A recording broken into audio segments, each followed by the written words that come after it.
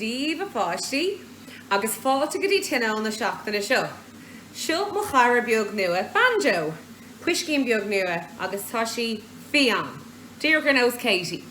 Tá súla go mhaine seo tanna bas an Tionóil seo tá a lán ruí deasa mariste gná, agus an tatan seo tá ag smaoineh rang a dó. Slán na. Tá ag smaoineh rang a dó, agus fáir an níl an cé mhaine gur siúla rang a dó an tatan seo ach tá na múntóirí agus fuirin GSER ar fád ag smaoineh urbh. Agus tá súla go mhain seachtain áling a gcuibh péiscéile, agus gachtain eile comma. Buin tanna bas, agus be me de caintlibh go luath. Slán! Páidir ná máideanna in ina mnéthir agus a bhic agus an spurd níú amen. Aia tá grá a go dom, bíon tuilm de lá iste ihe. Bhhálam grá a chuirteid gach nóméid déon le, bhhálam tú a heasamh a athir cariglam. Amen.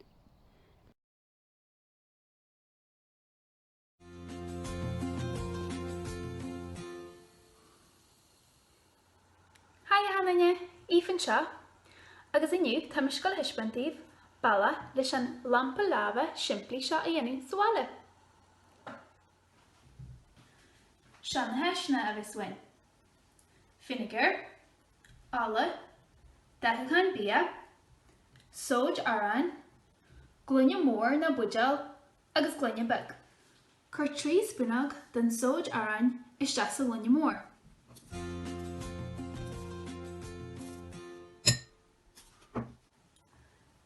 Dúirt an ála isteach sa glunne.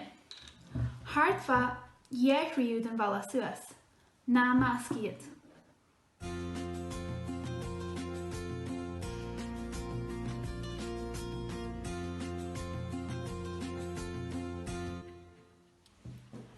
Cur vinegar sa chopan bug, agus cur deorbug den dechachain bia istelis. Tá me sé gus a dearg a hiagla ar bit di gur ísaid. In istamid ré le red bug den mascan vinegar a ghortú seasul lunne mór.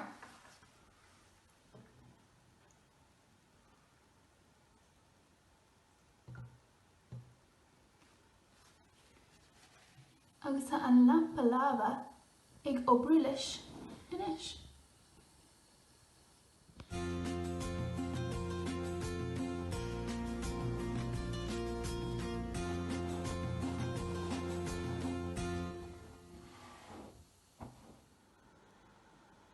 Tá súla go gróin sin solta sin.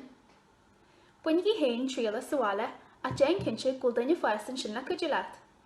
Slán go fáil! Díomh fáistí, tá súla go gach na gaithíntaach, ba bháil an teachart a cheola chuig rang a jo ag rá gohfuil muid ag smaoineh ar an tachtain seo.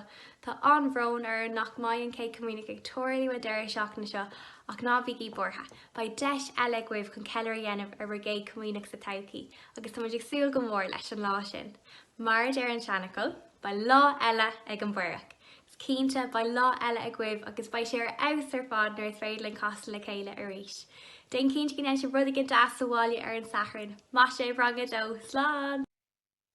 Díomh fáistí, tá sagam ghfuil díma arbh nach raibh seansa goibh ceilre a dhéanamh ar an ché cumínach imlíana, ach be lá eile ag an buireach agus nuair bheith rudí sucrtha síos, be 10 a goibh ceilre a dhéanamh ar an ché cumínach. So, ná bigí bortha agus déanagí rud ag an dastíh féin ar an lá. Slán tamil! I see skies of blue, clouds of white, the bright blessed day, the dark sacred night, and I think to myself, what a wonderful world.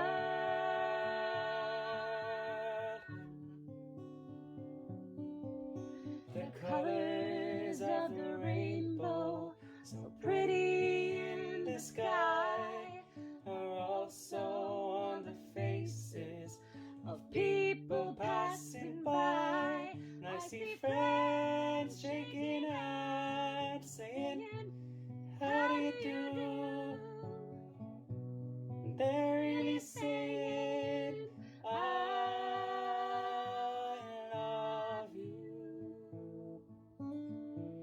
I hear babies crying.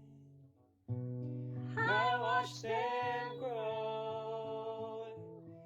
They'll learn much more than I'll ever know.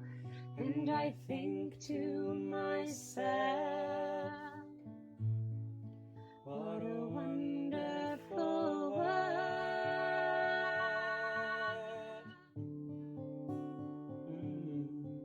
And I think to myself,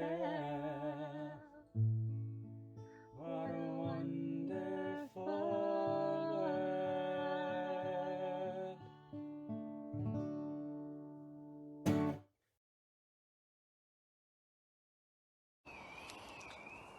Díomh fáistí tá mé sin seo inniu chun roiint skipáil a dhéanamh don Tionóil. So má tééis chun go le lán páistí tá siad go híntaach ag skipáil feicim míad ar glós na scoile. So tá mé chun trí bhaint as inis, bunaí tempas. Fe an praba, fe 8 kilometers mé praba ar an sporta. Hingo. Fe an cosa ahu. Heart, in, go, kick off, kick, rehair and spot that. Right, North Shore, Tom A. Con, Tade, Husn, Osmachor. Rabba, Indo.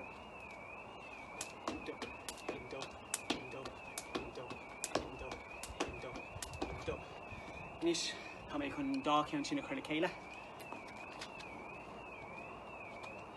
1, 2, 3, 4 week.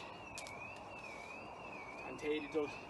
And my love, make use of Rista, so rash, Rista, then Kirka Bug let a Rista, then take the creeping us, take here them, then make skip out here, or the 1, 2, 3, 4, 2 week. Balagella condition, you know. So, tossing in chin. 1, 2, 3, Ishal. 1, 2, 3, forward. 1, 2, 3, Ishal. 1, 2, 3, forward. 1, 2, 3. Workout bug. Sala order. Luna ord. Agus Kosowa. Kuig. Gotcha. So, Sala ord. Mesh, whoops. 1, 2, 3, 4, 2. 1, 2, 3, 4, 2. 1, 2, 3, 4, 2. 1, 2, 3, 4, 2.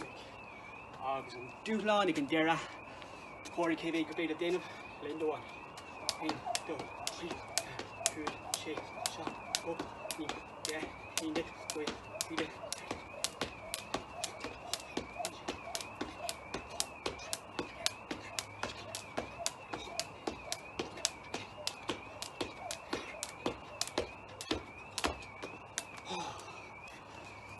Truck ocht. For me Craig in this lua to be Christianish. Tashiko Anawa Big Yakli. Slanga fo. Díomh fáistí agus fáilte chuig stair le seachtaine le éine.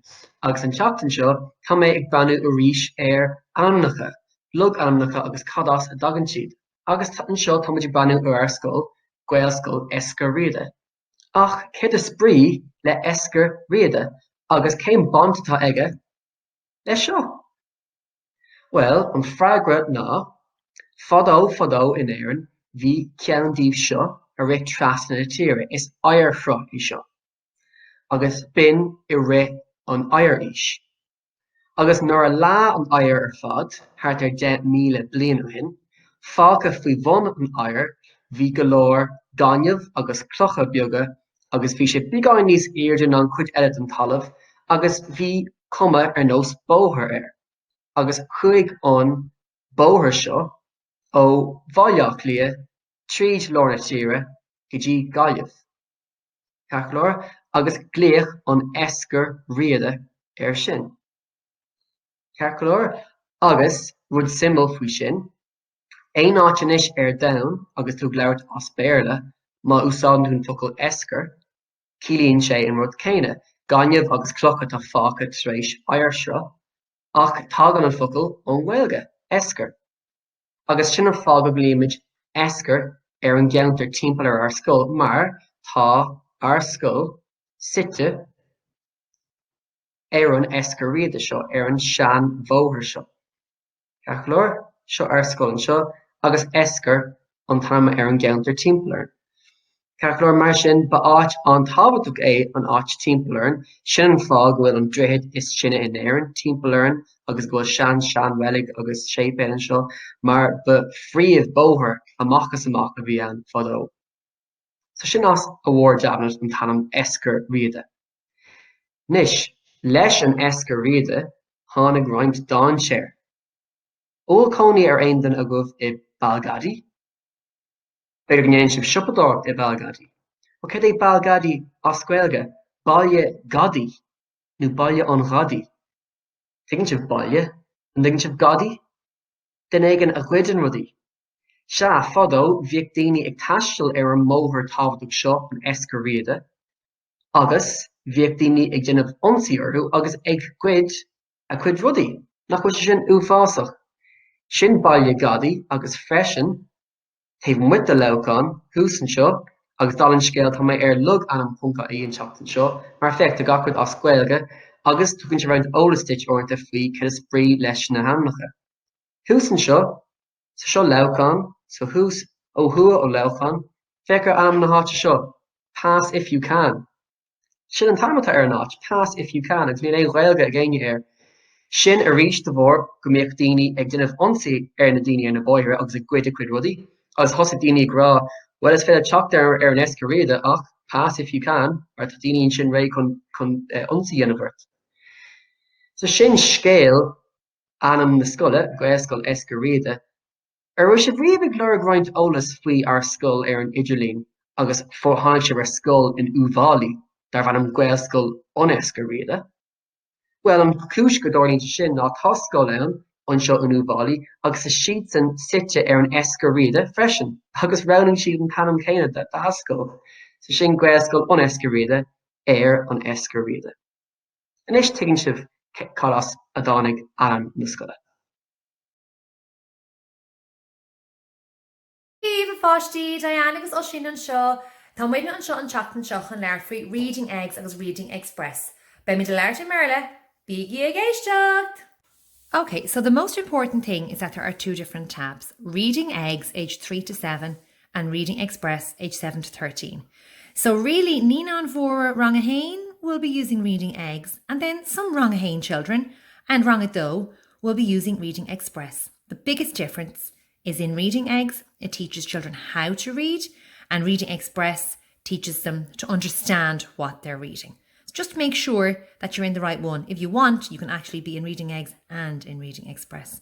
And when you're ready, hit start. Now, Oisín's going to take us through what you see when you're in Reading Express.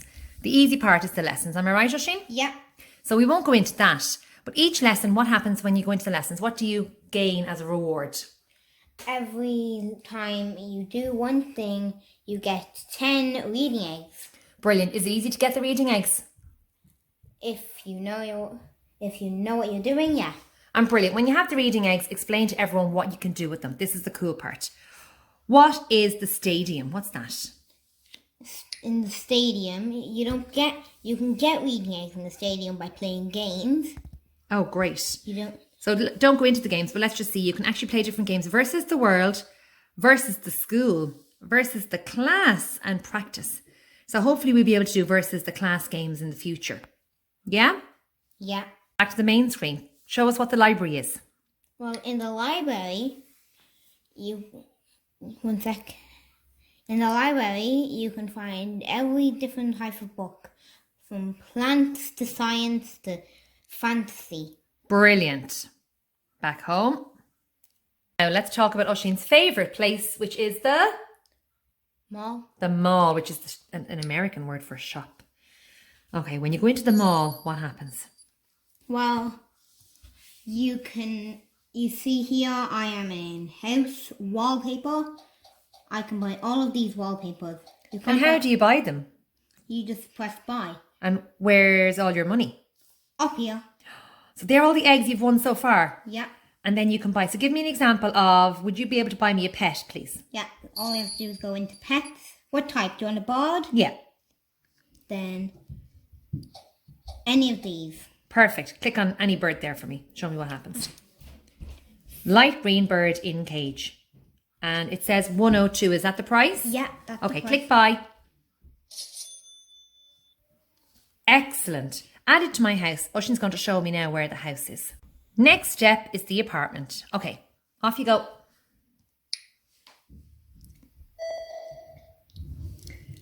So this is my main space. Okay. You have the kitchen, Whoa. my bedroom. And you've bought everything in this room, in these rooms. Yep, and I have a few pets. Now I'm just going to add the pet that I have. And in it goes. And you can move them around? Yep. Excellent. One of the last things Oisín wants to show us is the trading cards room. And when do you win trading cards, Oisín? When you finish quizzes. And quizzes come up as part of your Reading Express, all the Yes. level. Okay, so show us the trading cards. So he wins trading cards. And we go in here. I'm going to go into Fantastica. And they're all the cards you have already. Yep, and if you press on one of them, it shows you which one it is. And you can swap or print it if you have a printer. Well, let's try and swap a card. Okay. So I can swap for any one of these I want. Okay, brilliant. Let's do it. Brilliant. Then it adds it to the app. Tell us, what do you think of the Reading Eggs app? I love it. And what would you give it out of 10? 100. 100 out of 10. Thumbs up for Reading Eggs. Woohoo! Díomh fáistí Aisling an seo agus tá an seo aniu le rá go méid tar éis fhí seánna cur le chéile le rinca a rocky in éanaach leis ón éran a chur Katie agus an cóir le chéile.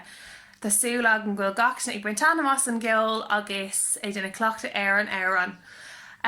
On rinca chur méid le chéile tá sé hús ar an Instagram scola agus tam trééis cúplapáiste an scóil álegs an trééis ar arthú on deus a clachta agus on teir an a clachta agus béisi de feáil sa céad fhí an eile. Slán go fáil!